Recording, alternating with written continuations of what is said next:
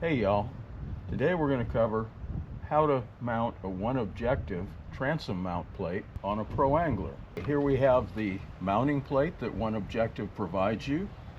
They will provide you also 4 nutserts that you need to seat in the plate. The package will also include 2 clamps that,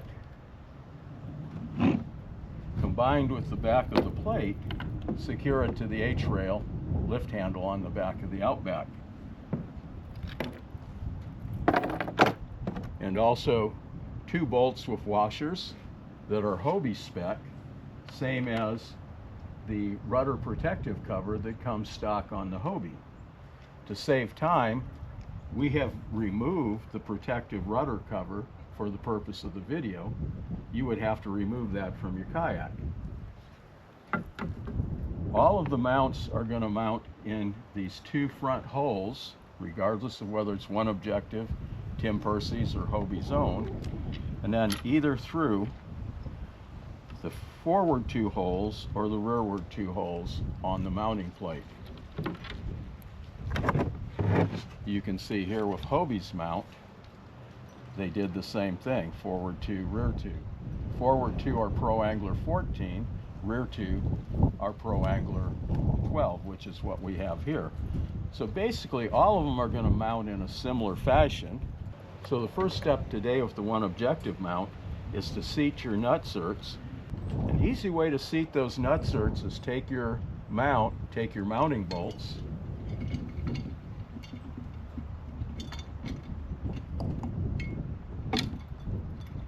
start them, in this case start all 4, torque them down.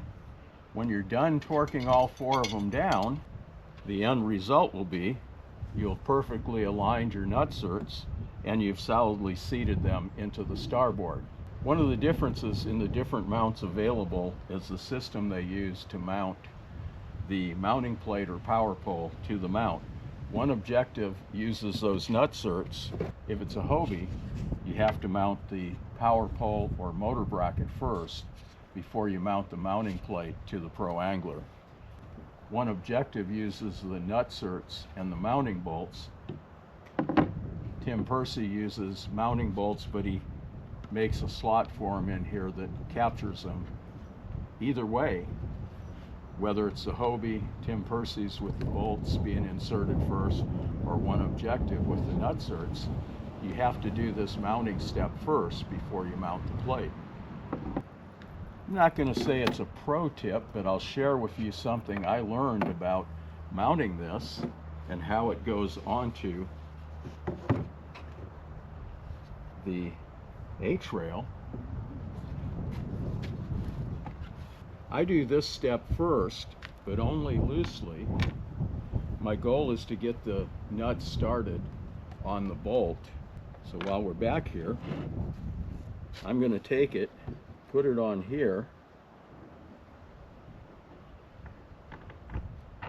put my bracket through, and then mount the nuts. There we go.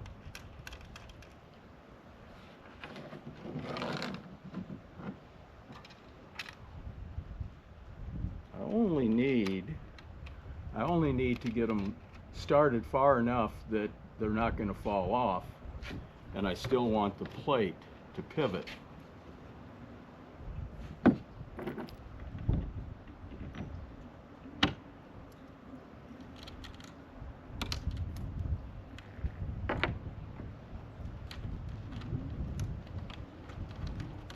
Then when I'm doing these back ones, it helps to kind of rotate the plate.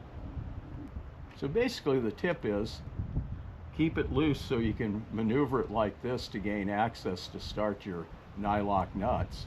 Once your nylock nuts are started, you can then move it, and you want to keep it loose so that you can maneuver it. And I also want to kind of, I'm using my finger, just conveniently works out my index finger between the plastic on the H-rail mount and the H-rail itself, is pretty good indication of straight and centered. I'm also looking at the center line of the mount and my rudder down here to make sure I'm centered. Some people will say, well, we can just put the motor off center and a pro angler tracks so well you don't really need to worry about it. Well, that's true, but whether it's the hull or the skeg that's tracking the boat, it's no different than the rudder. It's creating hydrodynamic drag. That's just making your motor a little less efficient, going to burn more battery to get somewhere, maybe not as much speed, not enough speed probably to worry about, but it's also going to give you a little less than stable ride. So I spend time here trying to get everything lined as straight as I possibly can. So next we have, from the Objective hardware kit, the 2 screws that are Hobie thread pitch and Hobie diameter for the rudder. So I'll come over here, kind of look and see where it is,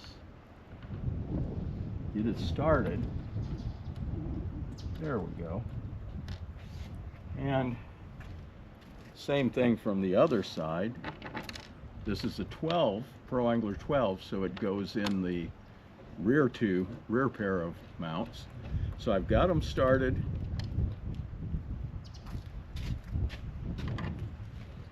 Everything's pretty much the screwdriver here. Got them started, and I'll kind of snug them.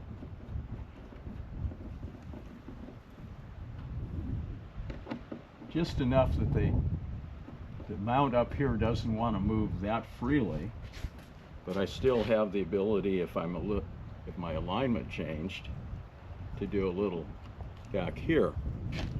So now that that looks good, I'm going to do another tightening on it.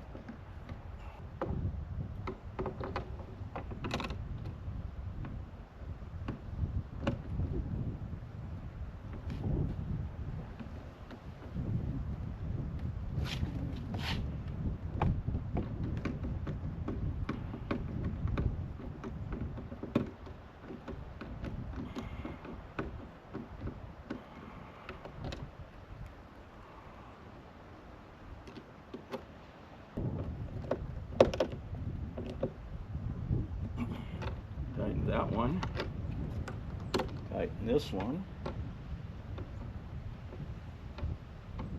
Oh, come on, there we go.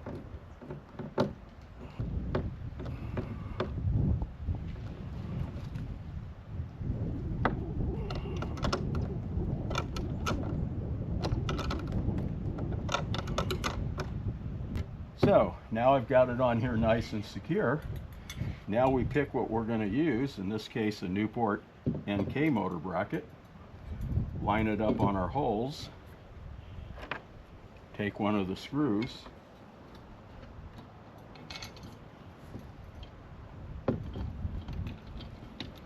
make sure I get it started correctly in the nutsert. Basically, we want to get them all 4 started correctly and not cross-threaded before we start torquing things down. Get them all started, get them in there about halfway so the mount can move a little if it needs to. Then I like to cross torque them.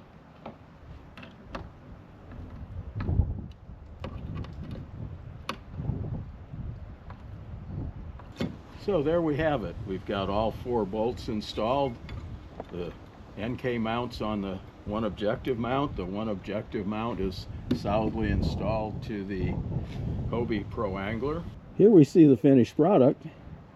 We've mounted the transom mount plate into the front screw holes of the rudder cover. We've mounted the 2 brackets, port and starboard, to the H-rail securely. And because we put nutserts in, we're now able to mount the mount of our choice. In this case, it's a Newport NK mount. Why did I prefer OneObjective over Hobie's mount? This mount was created for a power pole, so maybe it isn't quite as strong as a mount that's made out of starboard like OneObjective or Tim Percy's. Also, when I installed this mount, if you look at the shape along here, And if you follow the shape on a Pro Angler, I would have thought Hobie's mount would have fit this more precisely than any other one, and actually the opposite was true.